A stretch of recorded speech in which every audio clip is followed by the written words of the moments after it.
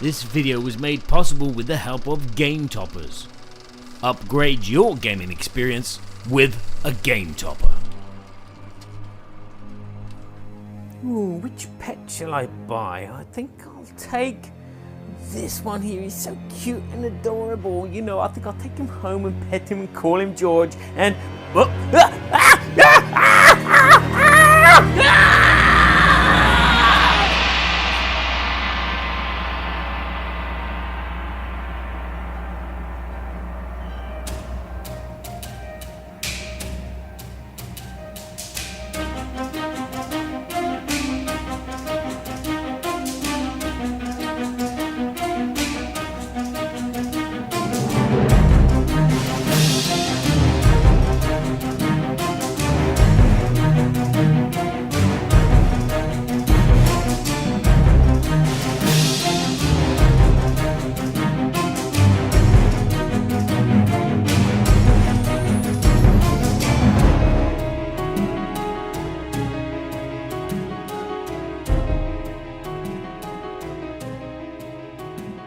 If you're looking for a game that is got a lot of theme and feels real because there are consequences and circumstances which will arrive in the game, then look no further than Dungeon Petz.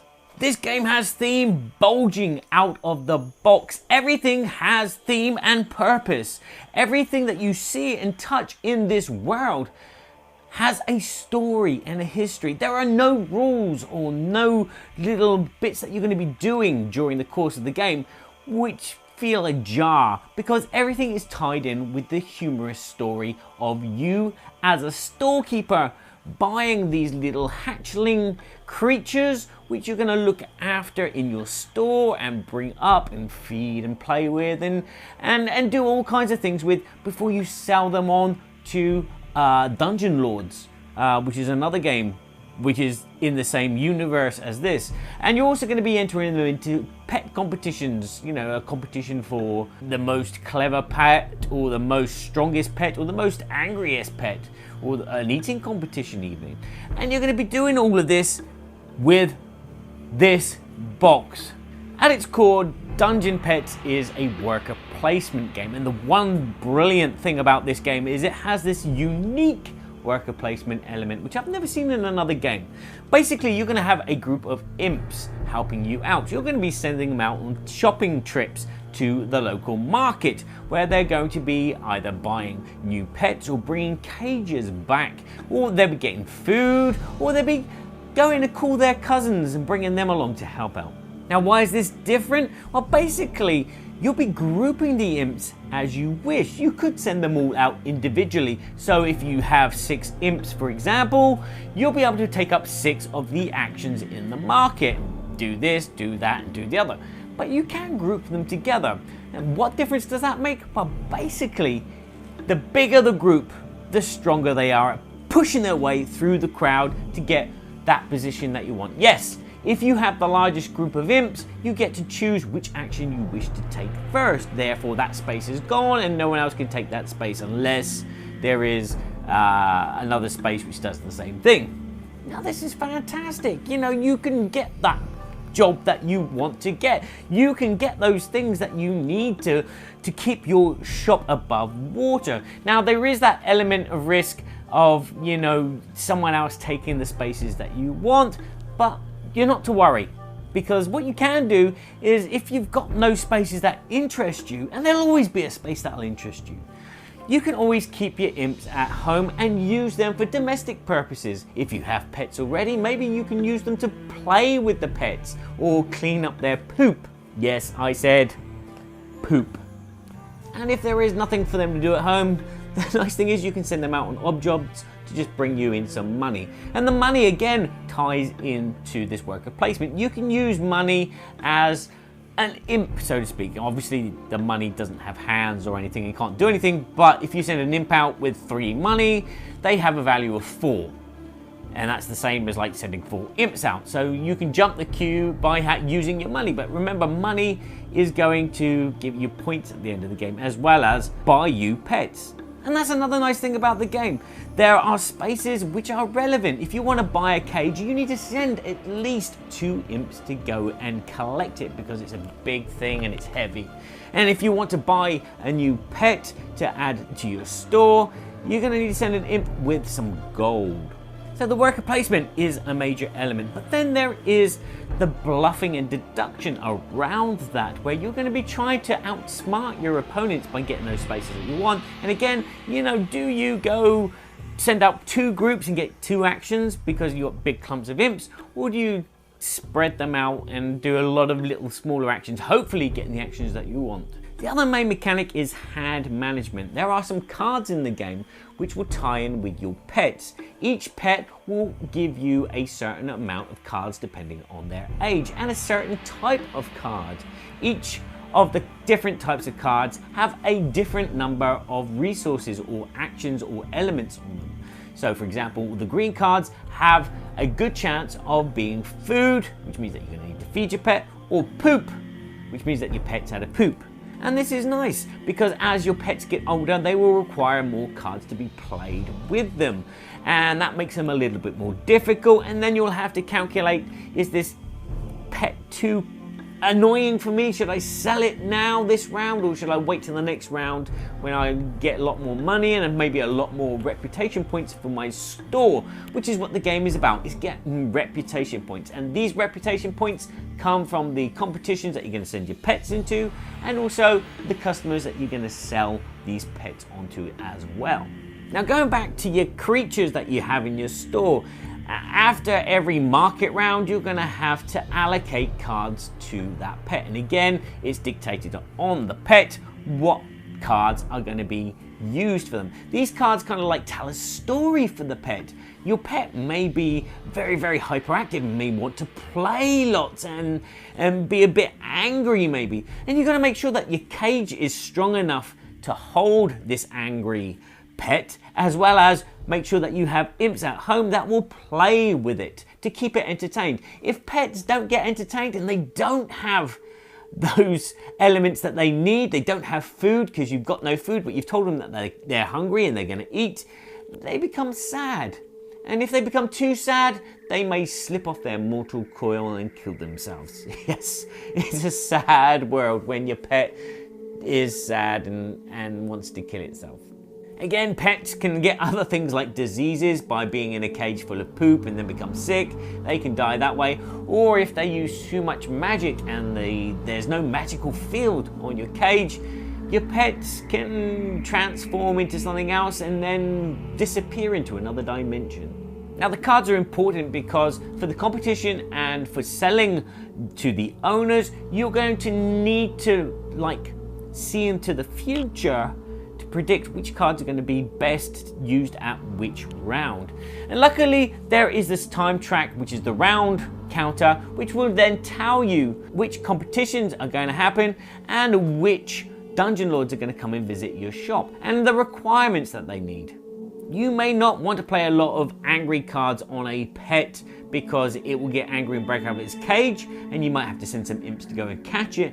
But eventually it might be advisable because there is a dungeon lord that wants a really angry pet. And the more angry cards you put on it, the more reputation you're going to get. Same with the competitions. You're going up against the other players. You need to have the angriest pet to win the most points in the competition.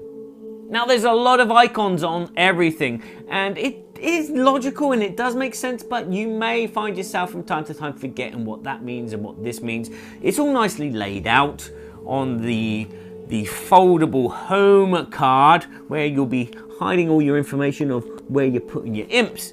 And this is beautiful, and I was worried that this was going to break easily, but I've had this game for years and played it quite a lot, and it's still working fine and no problems. At the end of every round, there's going to be this cleanup phase. And as I said, everything is thematic. The cleanup phase is very thematic as well. Your pets are going to get older. Your imps are going to come back from wherever you sent them. And again, if pets are removed from the marketplace, they are sent to a better place, the abattoir, where they are turned into meat, which goes back into the market.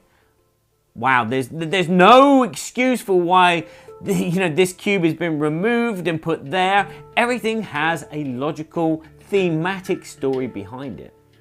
The artwork is astounding. It's all really cute and all really original. When you look at the main board, there is so much little details and bits and pieces going on. You'll think you're looking at a Michael Mendel artwork, but it's not. It is, it is amusing to see little creatures moving around. And again, even the artwork for all the different pets is beautiful and stunning, and you will create your own little stories around them, why they're there and who they are and what their name is. It all adds to the storytelling element, and that makes this game quite fun for children. Children like playing games where they have something and they have a responsibility. This pet needs to be looked after and fed, and then they buy another pet and then they forget about the first pet, and then the first pet gets hungry and dies of sadness, but they keep their second pet. This game has so much story coming out of it, but at the end of the day, it's a competition to get points. And everything, as I said before, ties in thematically into this world. The components are very good quality. You got wooden tokens, you've got cardboard tokens, you've got wooden meeple, you've got plastic imps. It all works really nice. And as you can see, I've upgraded a few of the elements because real poop looks better than a brown cube, wouldn't you say? So from a technical standpoint, I give this game a 9.5 out of 10. This game is just dripping excellence. I mean, yes, I've upgraded the game a bit, and again, it could be upgraded even more. I don't know, maybe real metal pieces, but it doesn't detract from what you're getting in this box. Everything is brilliant apart from the insert where it's just baggies. I've thrown all my baggies out and replaced them with one of these tackle boxes. But hey ho, everything is brilliant. The rulebook does a fantastic job of explaining everything with a lot of humor. And as I said, the game has so much theme coming off of everything. Every space on this board has theme. And I can't fault the game for that. Mechanically, the game is sound. It has some really interesting mechanisms which mesh together. You're going to be looking forward. There's going to be a bit of player action. There's not a lot of player action. Again, with kind of worker placement games, there's the stealing of spaces. As I said, you have to deduct what the other players are going to go for, and maybe do you send out 5 imps in a group, or do you just send one? Those little decisions that you're going to need to make. Looking at the round tracker and seeing when competitions are coming and which dungeon lords are approaching, and what's your best bet on saving cards for the next round, or maybe using these cards to do this. It gives you this forward planning element to the game, which is a different kind of thinking to what you have here. You have your farm here where you've got your cages. You have to think about what you're doing there. You have to think about how you're going to use your imps. You have to think about your resources. What money have you got? What food have you got already? Do you need more food? All brilliant ideas, and nothing feels out of place. So as you can hear, I'm gushing over this game. This game I love playing. I've played it 14 times, and 14 times with my daughter only. I've only played 2-player, which involves these other imps blocking spaces from round to round. I can imagine that playing with 4 players, there's a lot more interaction, a lot more fun to be had as players are fighting for pets. Even though, yeah, it's a bunny rabbit with long teeth, people will be fighting over it due to the fact that it's a bunny rabbit with large teeth. We love playing this game. It's such a storytelling game, as well as being a great worker placement, which is one thing that I love. And it works really, really well, even with young children. What is your favourite part about Dungeon Petz? My favourite part of Dungeon Petz is when you buy pets and you keep them alive. It's a bit fun. It's a bit like real life when you get real pets. It's the same thing. That means it's a real normal game. I like it because it's, well, me on my side. When I look at the game, first I see a lot of strange animals. I like them. That means it's good. It's good made. The pictures are really pretty. The idea of the game is fine, and how you play the game, it learns a bit. It learns to live properly, good, and not be sad, sick, and got problems. And another one advice is think before you play.